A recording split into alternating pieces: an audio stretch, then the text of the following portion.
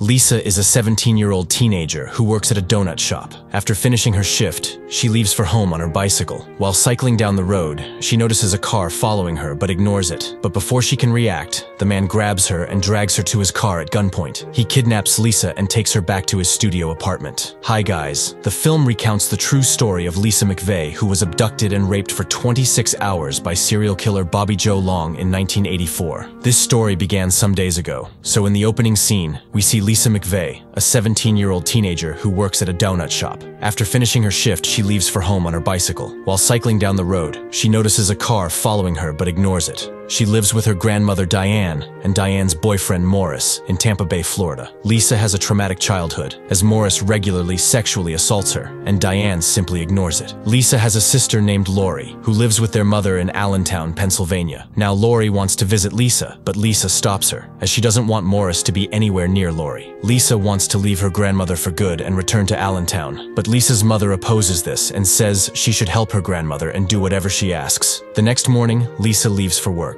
As she will get her payment for the month, Morris reminds her to bring him all the money. Even though Lisa had a traumatic childhood, she is very cheerful at work and is loved by the customers. Because of this, no one even notices what she is going through. Before returning home, Lisa sits all by herself near a lake and cries her heart out. As she cycles back home, she notices the same car following her, but before she could react, the man grabbed her and dragged her to his car at gunpoint. He then forces himself on her and promises her that he will let her go if she satisfies him. But once he's done, he kidnaps Lisa and takes her back to his studio apartment. Since Lisa is blindfolded, she can't see where the man is taking her. After making sure she is clean, the man forces himself on her again. The next day, Diane reports Lisa missing, but she casually assumes that she must have run away. When Lisa's mother is informed about Lisa's disappearance, she too assumes that Lisa has just run away and there is nothing to worry about. Meanwhile, Lisa is kept bound and blindfolded all the time, while the man continually forces himself on her. Despite being afraid, Lisa talks to the man and figures out that the man has been hurt by many women in the past, which is why he hates them. So Lisa uses reverse psychology to gain his trust by being sweet to him. She also leaves her fingerprints on surfaces in his bathroom. Later that night, while the man is asleep,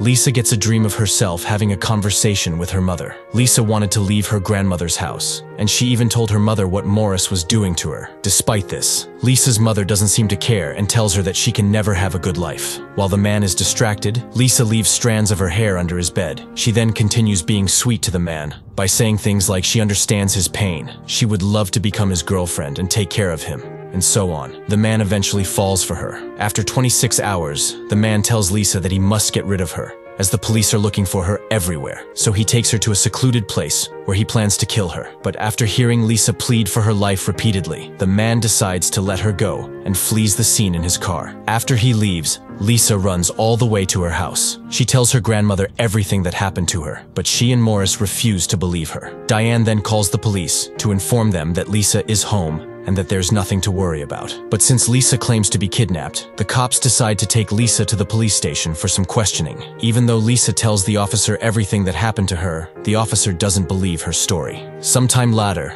two lady detectives questioned Lisa about the incident, but when Lisa tells them everything in complete detail, the detectives are stunned by the amount of detail Lisa remembers. According to them, a victim should not be able to remember things in such detail. They too begin to think that Lisa is making it all up to get attention, which frustrates Lisa. Meanwhile, all the detectives at the police station are working on an extensive case where 9 women were found dead over the past few months. They all were raped before death, and the cops have no leads or suspects. Sergeant Larry believes that the man is targeting women who are vulnerable and kidnaps them at night. After the briefing, Larry is asked to talk to Lisa and try to learn if she is telling the truth or not. Larry talks to Lisa and tells her that he specializes in sex crime. Lisa opens up to him and tells him everything that she told the other detectives. She even memorized the man's face when he allowed her to touch him. When Larry tells everything to Morris, he dismisses everything and asks him to just send Lisa home. Larry realizes that something is fishy and asks Lisa to tell him everything. So Lisa tells him about the sexual sexual assaults, soon after which Morris gets arrested. Lisa then packed all her belongings and decided to move out of her grandmother's house. Before leaving, she tearfully asks her grandmother why she didn't protect her. Larry then takes Lisa to a safe house for minors. Later, the cops discover that the same kind of fibers is found on all the bodies of the 9 dead women. The next day, Lisa informs Larry that she left her fingerprints and hair strands at the man's apartment. She even left her blood on his car as evidence. She also reveals that the man seems to know what he is doing and may have done it in the past. Larry realizes that Lisa's attacker might be the serial killer they are looking for. The only reason why the man let her go was that Lisa had been through such abusive situations all her life, and she knew exactly what she had to do to survive. So Larry decides to send Lisa's clothes for forensic testing to see if anything comes up. Later, Larry and his daughter go to have dinner with Lisa and try to make her feel comfortable. The next morning,